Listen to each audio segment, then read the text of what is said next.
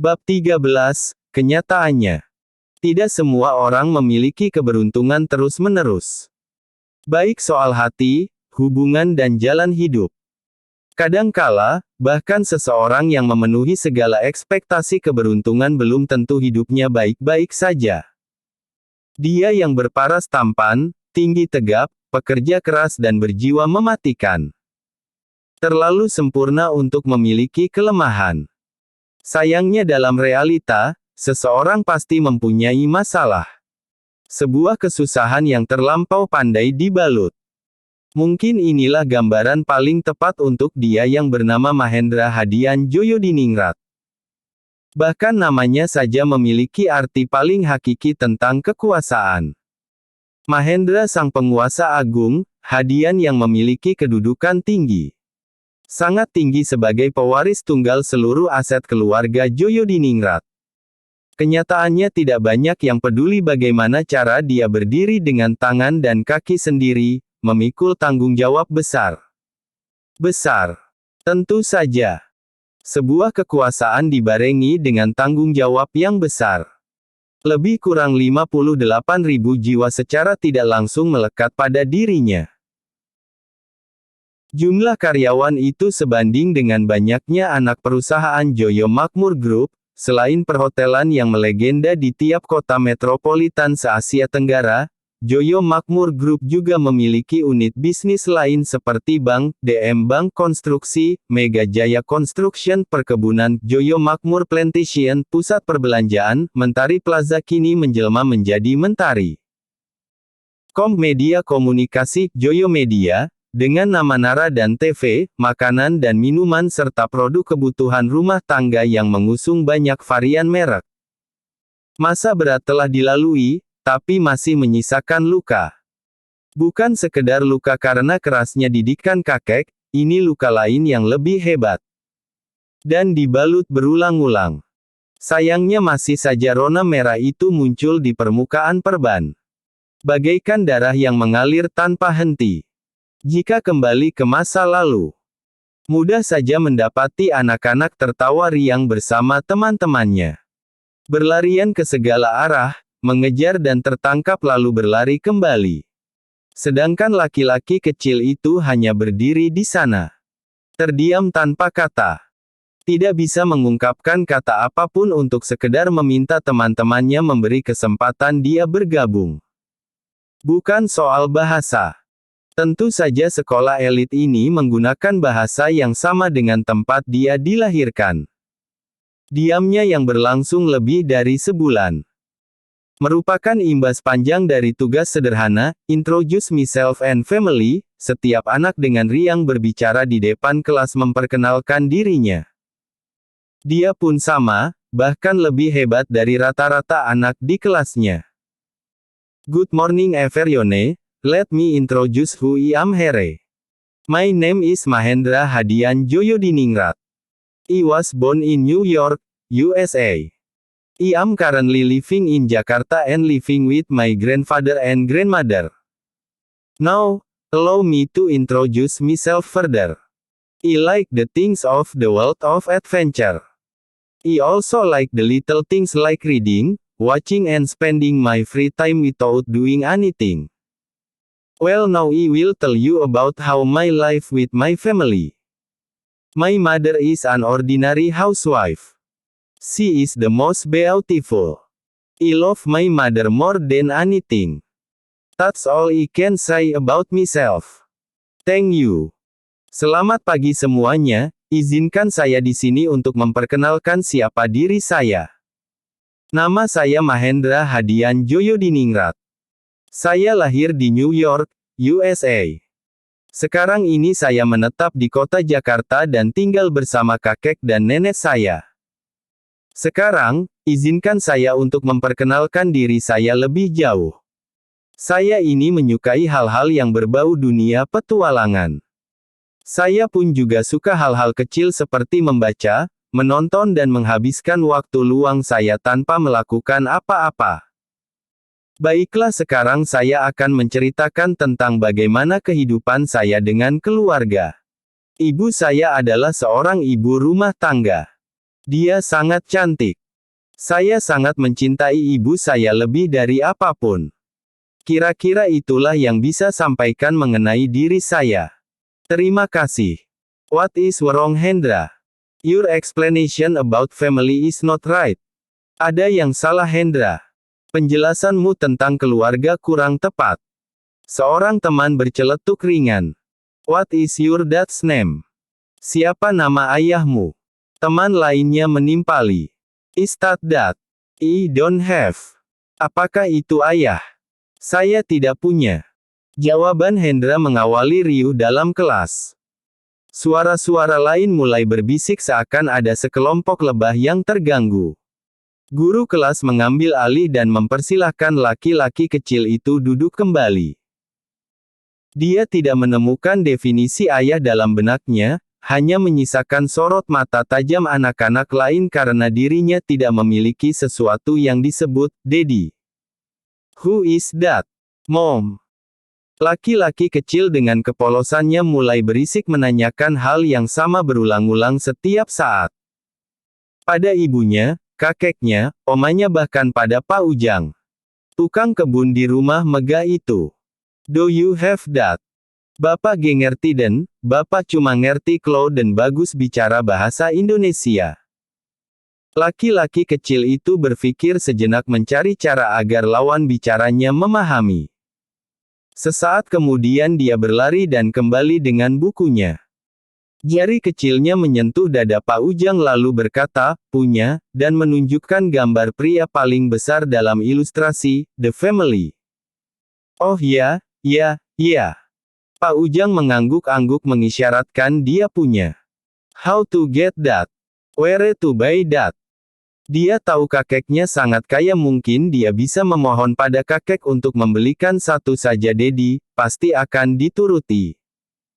Seperti saat dia menginginkan macam-macam mainan impian teman-temannya. Belum sempat Pak Ujang mengekspresikan ketidakpahaman, pengasuh lain datang menegur. Apa dia bertanya tentang daddy lagi? Aku lupa memberitahumu. Siapapun di rumah ini tidak diizinkan menanggapinya ketika anak ini menanyakan daddy. Perintah Tuan Wiryo. Pengasuh itu menggiringnya menjauh dari Pak Ujang. Sama seperti yang pengasuh ucapkan. Sejak saat itu tidak ada satupun yang menanggapi pertanyaannya. Bahkan Ibu Gayatri. Perempuan itu terdiam 1000 kata dan mulai melamun. Hingga malam mencekam itu datang. Ketika Hendra kecil menemani tidur Momi, pengasuhnya bilang Momi is sick. She slept since afternoon, dia tidur sejak sore. Dan Hendra memeluknya penuh cinta seperti kebiasaannya. Laki-laki kecil terbangun, ketika mendengar suara sesak nafas ibunya. Sesak nafas yang makin menakutkan. Tapi ibu tidak bangun. Dia masih memejamkan mata. Ketakutan menjalar di tubuhnya, Hendra kecil berteriak minta tolong. Teriakan paling kuat yang dia mampu. Tubuh ibu bergerak aneh. Terlalu aneh untuk seseorang yang memejamkan mata. Hingga segerombolan orang datang. Menepuk-nepuk ibu. Disusul orang-orang berbaju putih yang menempelkan alat di dada ibu. Alat itu membuat tubuh ibu berdecak terangkat. Seperti mendapat kejutan hebat. Hendra berdiri di pojok bersama seorang pengasuh yang berusaha menenangkannya. Terlampau takut, dia menangis tanpa suara. Sampai sang ibu menghilangkan di balik pintu. Dibawa pergi orang-orang berbaju putih. Perempuan bernama Gayatri, berusaha mengakhiri hidup. Tepat di depan putranya sendiri. Overdosis obat tidur. Hari berikutnya, Hendra kecil tidak lagi melempar pertanyaan, bahkan suaranya ikut hilang. Sama seperti ibunya, menjelma bagaikan mayat hidup. Matanya kosong, tak lagi menyapa. Ibu dan anak itu bergantian mendapatkan penanganan medis dari para psikolog. Perlahan keduanya saling menjauh. Dalam ruang rasa bersalah dan ketakutan masing-masing. Butuh waktu 5 tahun untuk siap kembali ke sekolah. Itu sebabnya Hendra mulai hadir kembali di lingkungan sekolah ketika usianya 10 tahun. memutuskan menempuh paket C. Selain karena kecerdasannya, para psikolog yang menanganinya meyakinkan, lingkungan anak-anak SMP tidak memiliki kepedulian yang besar terhadap masalah pribadi sampai siapa ayahmu. Mereka akan lebih tertarik dengan paras tampan atau gosip K-pop. Jika ada yang bertanya padanya, Hendra akan menawarkan traktiran di kantin atau sejumlah uang sehingga mereka diam. Remaja itu mulai pandai menghitung keberuntungannya sendiri. Latar belakang hidupnya secara tidak langsung mengantarkan dirinya bertemu Surya dan Tania. Ketika masa SMA, Hendra kembali ke lingkungan sekolah elit. Setelah 3 tahun masa percobaan di sekolah biasa saja, menjadi siswa SMP dengan identitas tersembunyi, Hendra tumbuh lebih percaya diri. Dia hanya dikenal sebagai anak tampan bermata aneh. Tiap kali ada yang bertanya apakah ayahmu bule? Dari mana kau dapatkan mata biru itu? Wah, sangat tampan. Remaja itu akan menjawab enteng. Apa aku perlu mentraktir kalian agar tidak cerewet? Dan teman-temannya langsung teralihkan.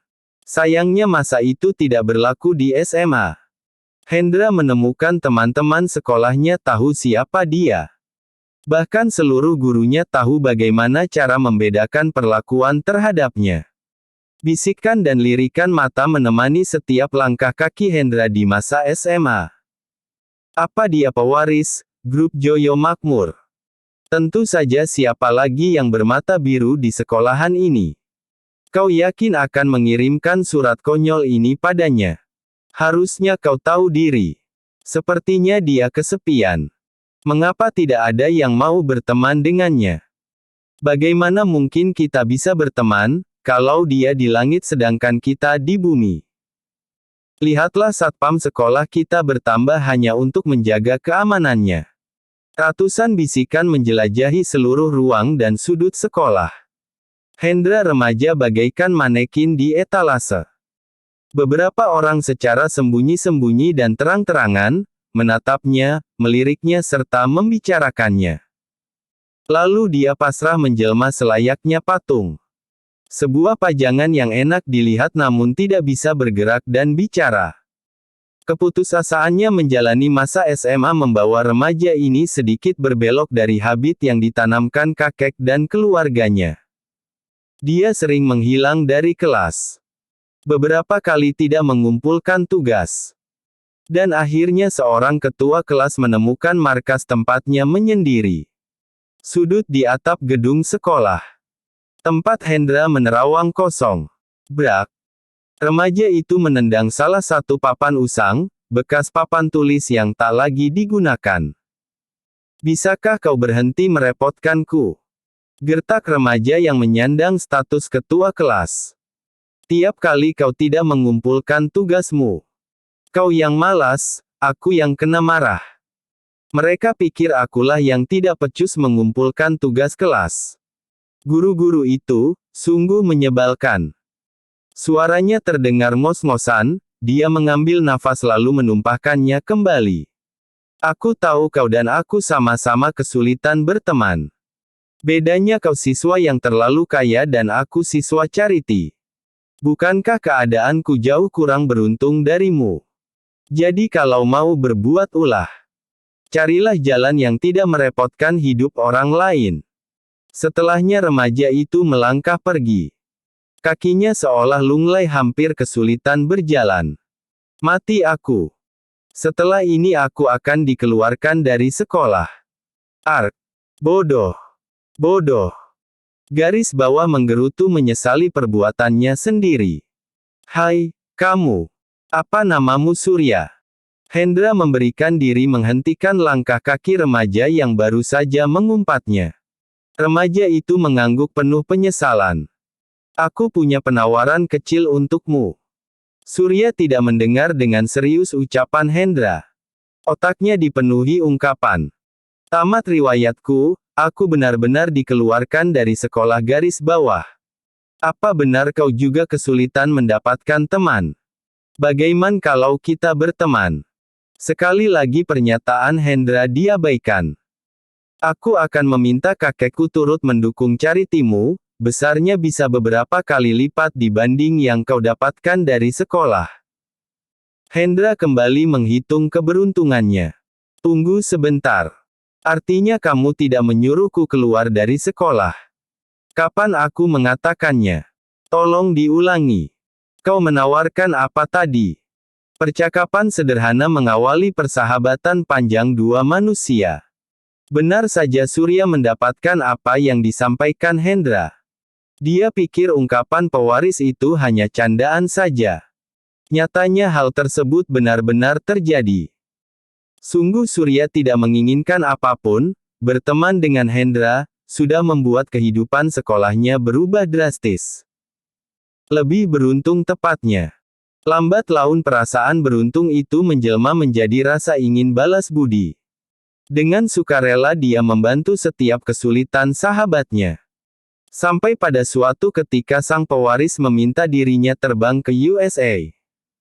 Meneruskan beasiswa charity dari keluarga Joyo di Ningrat.